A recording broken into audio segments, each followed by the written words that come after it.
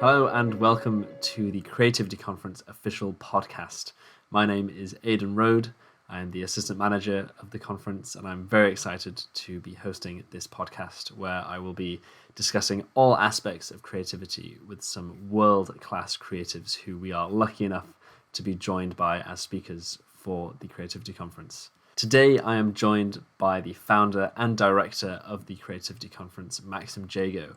For those of you unfamiliar, Maxim is a film director, author, futurist, and keynote speaker. And he recently moved down to London. Maxim, how are you doing? And how's the move going? I'm doing great, thank you. Yeah, it's mayhem making preparations for the conference and my various other projects. And I had thought, moving to London it's just moving boxes into a room, right? So how how hard can it be? And I'll just carry on working, and maybe every now and then I'll empty a box.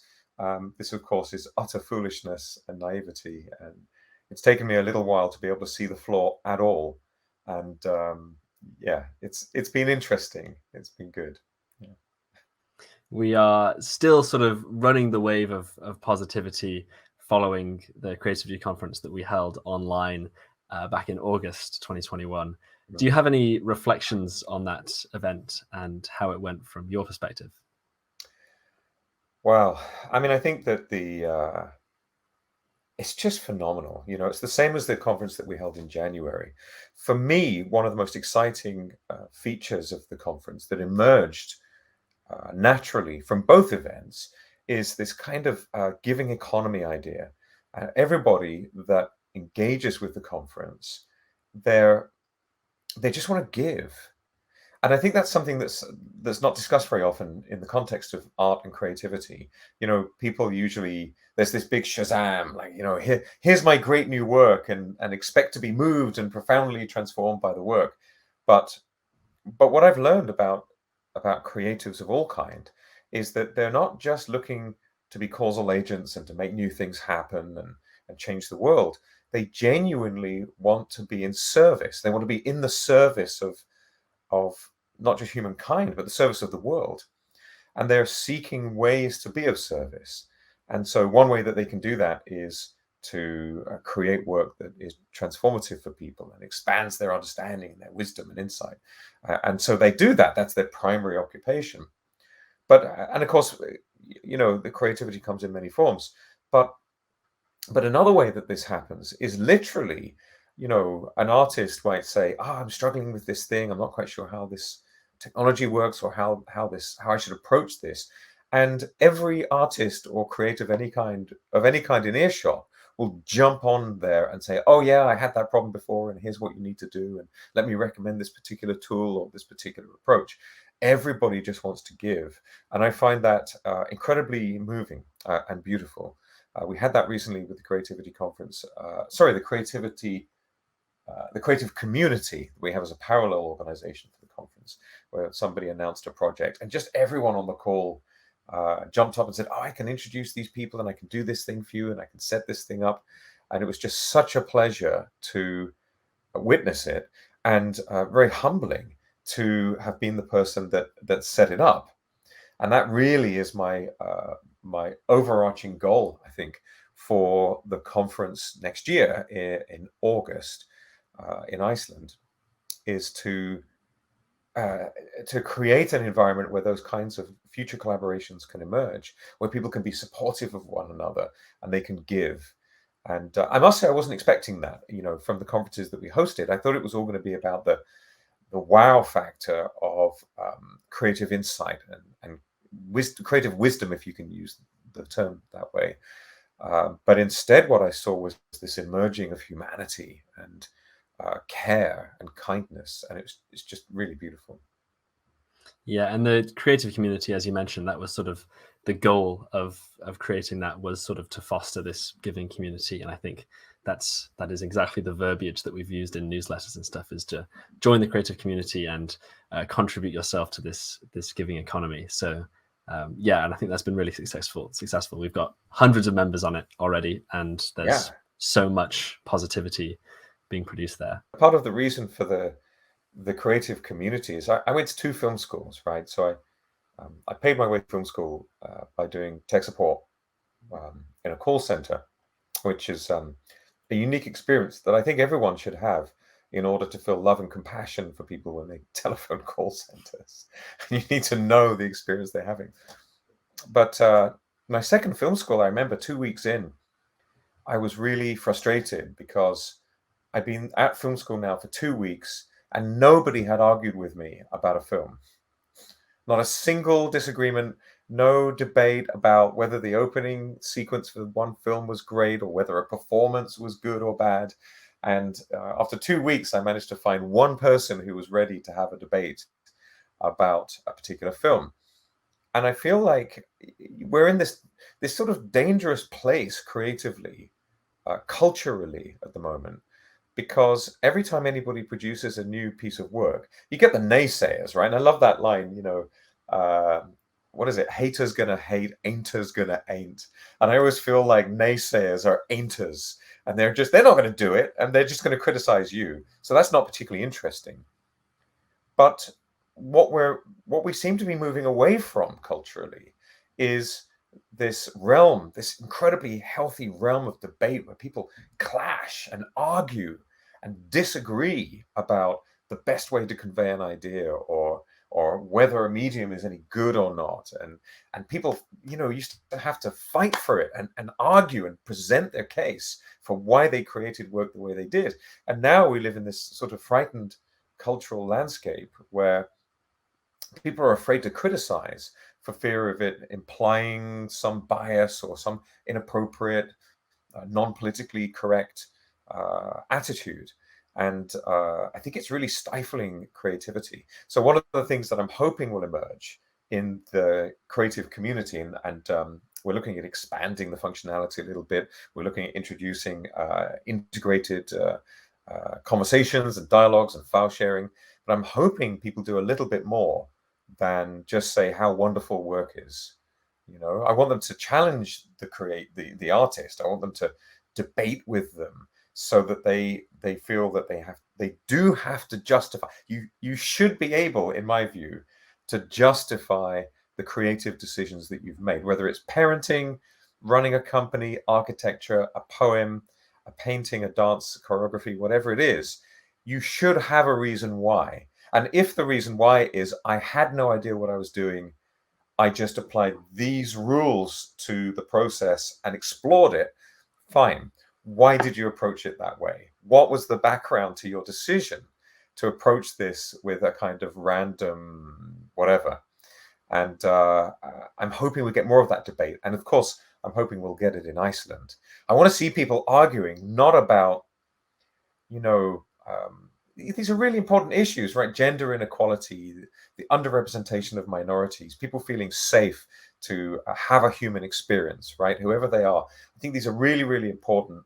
And we should face those issues head on and attempt to resolve them. But what I really want to see at the conference and in the community is people having heated, angry debates about existentialism or postmodernism. I might actually set myself up in the foyer. We've got this really big foyer area at Reykjavik University. I might set myself up saying, people have those tables with a big sign. I'll have a sign saying something like "Postmodernism is poison. Prove me wrong," and just sit there with pots of coffee and see who wants to debate it. And if I can witness people having a heated, loud, angry argument about something like postmodernism, fantastic. This is the debate we want to have. Yeah, some people might argue that Twitter is the playground for many debates. Some potentially more questionable than It's others. awful though. If you look at social media, there's a beautiful video I saw that was intended to sum up social media, and there's a fence and there's two small dogs, one on either side of the fence, and they're barking, rah, rah, rah, rah, rah, rah, rah, rah, really aggressive, jumping up at each other. And it turns out that the fence is a gate, and the gate slides open between them. And then these two dogs that are doing rah, rah, rah, rah, rah, are now face to face with no gate in the way. There's no they're not safely apart. And the dogs just both look at each other and just walk off. Yeah. There's no conflict. They stop barking. they're not willing to step up for the things that they're saying. And I think the danger, I have a kind of hierarchy of orders of awfulness for communication. I think text message is right up at the top of terrible ways to communicate. If you want to have an important conversation with someone, the absolute worst way to do it is with text, because of our evolution, whenever we miss information from any situation, we imagine the worst possible version of that information. So when you get a text message, you can't read the sentiment with which that message was sent. There's no way. It's just like, maybe I'll see you later, right? That's a great example. Maybe I'll see you later. And it could be that the person was just nonchalantly thinking, oh, great, we had a lovely time today, and maybe I'll see you later as well. Or it could be like, yeah, maybe I'll see you later. I don't know. Yeah. And so our brains are wired. It's our evolution to imagine this terrible explanation. So we tend to read things negatively. It's like, pick up the phone, have a face-to-face meeting, so you can see the kindness in the person's eyes and the warmth in their voice, and hear the warmth in their voice. So you got text messages, and then emails awful. But they've increased the character count on Twitter now. But do you really want to be having a debate about whether postmodernism is good or not? I like pre-Raphaelite art, right? I'll sit at a table in the foyer with a big sign saying pre-Raphaelite. The pre-Raphaelites are the best. Prove me wrong. That's what I want to debate. But yeah, I think those platforms are not helping. There are better platforms, like Reddit and Tumblr, and there's a few different platforms where people really write meaningful essays. But there it is. Yeah, you mentioned the foyer there. Let's talk about Iceland. We recently announced this next big conference in Iceland, which is taking place in August 2022. More information is at creativityconference.is/Iceland. What is so special about this Iceland event, and why did you choose Iceland to host it? I feel quite emotional about this event. It's just so exciting, and so what's special about it is what we're not doing and what we are doing, right? So what we're not doing is techniques, technology, workflows, business skills, branding, legal issues. We're not going to be doing how to advertise, and we're not doing marketing, right? None of that. And we're also not particularly focusing on social issues. And I know that could be seen as a little bit controversial. And I was speaking with somebody last night at dinner about this, and once again I got kind of emotional about this. That there's all this stuff going on in the world that's painful to witness, and sometimes I feel ashamed to be associated with a culture or to live in a world where I'm participating and these things are happening, right? I'm just ashamed by it. And I'm angry, and I want us to do what we can, and we need to face these things and discuss them. But what I've noticed is that, it's every single time, every single public event ever, every single one is some problem in the world and social issues and an identifiable group of particular need. That's the phrase that public funding bodies like, And it doesn't matter what the identifiable group is. It could be the victims of domestic abuse, or it could be victims of knife crime. It's always victims, right? It's always somebody who is suffering, and they have a problem because they're powerless to overcome their suffering. And that powerlessness, this idea that they're powerless, is poisonous. It's so damaging. And so I felt like, wouldn't it be great? Wouldn't it be just amazing if we had one event a year, just one, right? Just a single event where all we do is celebrate. And so all we focus on, and it's amazing because we've just got the most extraordinary speakers. They're just incredible. And when I tell them this, and I say, what I really want you to do is talk about all the things you wish you had the opportunity to speak about, but you just don't get the opportunity because you're busy, you're dealing with some agenda from the organization that you're speaking for. We have no agenda at all. The only request is that you speak about your inspiration. Like, why is it that inspires you so much that you feel compelled to take action? And what do you do about that inspiration? What is it that takes you into the realms where you must create something truly original? And how do you do that? What is it that makes you jump out of bed in the morning and work 16-hour days to create this amazing thing that you hope is going to change the world? You hope that people will feel different after they witnessed what you created. Or I think the creative work, whatever your medium is, it's a medium, right? So what's it carrying? What is it a conduit for? And I think that creative work is a medium for your personal, subjective insight, wisdom, experience. You're conveying wisdom via your medium. Wow. Let's talk about that. And let's have the inside truth. What do you find difficult? What do you find exciting? What do you find makes you feel alive? Because I think the things that make you feel alive are the things uh, they're like a manifestation of love for us. So it's just going to be magical. We've got these speakers. We've got 7 concurrent rooms at Reykjavik University, which is gorgeous, beautiful landscape around it. It's Iceland. Bring a camera. It's just indescribably beautiful in Iceland. Number 1 in the Peace Index in the world for 12 years running. Super safe. Most people speak English. It's a Scandinavian type Nordic nation, depends which places you go. It's gorgeous people, great temperament. We've got 7 concurrent rooms that will have sessions all day long. We have a digital experience room that we're planning. We're working with Dell, Intel, and NVIDIA to produce experiences. We're also talking to a few other organizations to create just unique digital experiences.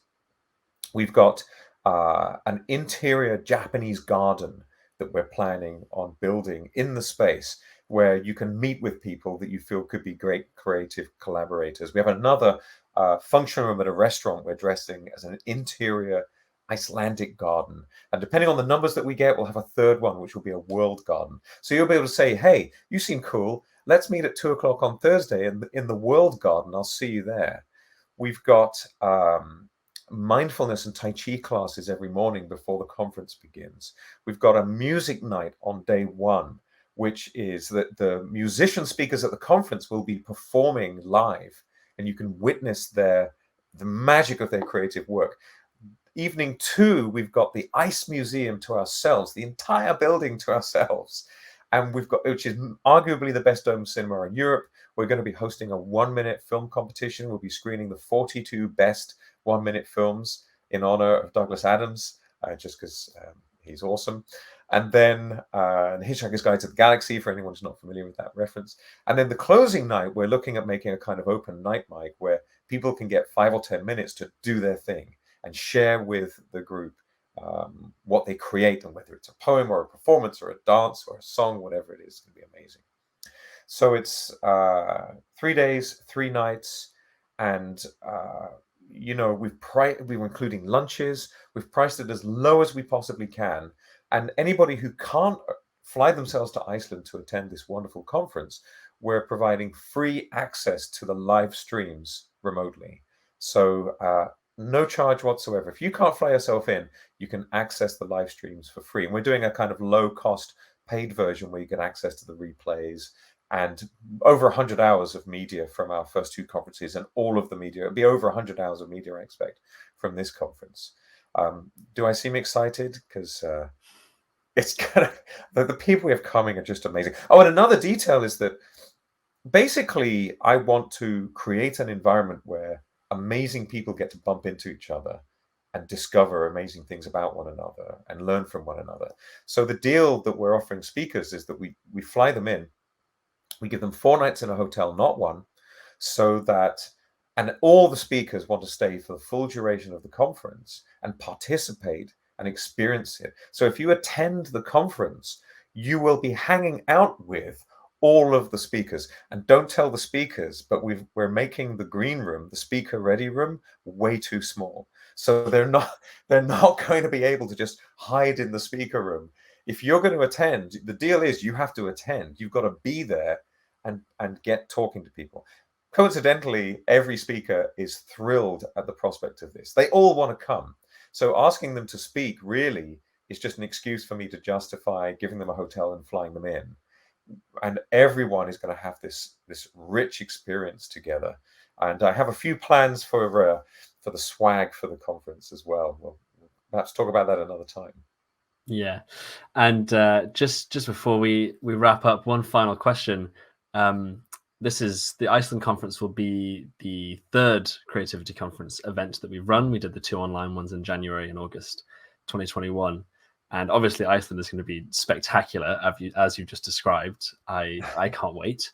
What inspired you to create the creativity conference in the first place, and where perhaps do you see it going in the next 5 or 10 years? Oh, that's a fantastic question. Well, it's two questions, right? So let me start with the second part. My medium-term plan for the Creativity Conference is that we host the major conference. So it's kind of be a bit like TED, right? So we have the major conference that we host in August every year in Reykjavik in Iceland. It's just perfect. You know, you can fly in from anywhere in Western Europe or North America conveniently. The flights aren't crazy expensive. Iceland itself is not cheap, but you know, you can get in. The time zones aren't too different, and it's perfect to serve that part of the world. My medium-term goal is that we add a conference every year in Dubai in December and in Tokyo in April. And so that way we're providing a more localized creativity conference in the West, the Middle East, and the Far East. And, you know, what amazing places to be. In fact, I'm flying out to Dubai in less than 24 hours to have initial meetings about venues and locations for that. And we maybe, I don't know, we might run a one-day creativity conference in December 2021 as a kind of warm-up for 2022. So that's my medium-term goal, and I want them to rotate every year. So every 4 months, there's a major creativity conference in these beautiful, amazing parts of the world. The inspiration for the conference, briefly, was that, you know, I've been a keynote speaker for over 20 years now. And when I go to conferences or film festivals, or, you know, sometimes I'm speaking as a futurist about emerging technology and future socioeconomic development and education and media, XR. And sometimes I'm speaking as a filmmaker and I'm talking about media production and directing actors and narrative and creativity. But I noticed that whichever conference or event I went to, I didn't really tend to watch other presentations. So if I go to a film festival, I go to Cannes every year, I'll be at Sundance, South by Southwest, possibly Tribeca, maybe TIFF. I love Venice, but I never watch films. I try to watch one film per festival. I go to these events to meet people. And I started to wonder to myself, what kind of conference would I pay to go to myself, rather than having the trip paid for because I'm speaking? And I realized that what I wanted was an event where people would have an opportunity to connect and engage and learn from one another. And so I came up with this idea of a sort of campfire. And so the idea is that the approach we want the speakers to take. I mean, we have a choreographer, Kelly Sweeney. She's going to come over and talk about self-expression through movement. So those would be really big dance classes. You know, there are some experiences that we're presenting, but probably in the main, it's going to be, you know, sitting around a campfire with an old friend, and you say, "Hey, you do that thing, don't you? That really amazing thing that you do. Tell me about that." And the person, your friend of yours, gets another marshmallow, right? They get another stick and they put the marshmallow on the fire and they say, let me tell you the real truth of that thing, right? Let me give you the real insight into my process.